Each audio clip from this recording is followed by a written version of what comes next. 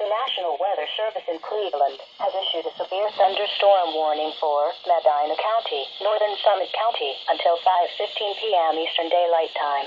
At 4:06 p.m. Eastern Daylight Time, National Weather Service Doppler radar indicated a severe thunderstorm capable of producing quarter-size hail and damaging winds in excess of 60 miles per hour. This storm was located near Litchfield and moving east at 30 miles per hour. Locations impacted include Macedonia, Hudson, Twinsburg. This is a dangerous storm. Seek shelter inside now and stay away from windows. Repeating, a severe thunderstorm warning has been issued until 5:15 p.m. Eastern Daylight Time for the following counties in Ohio, Medina and Summit.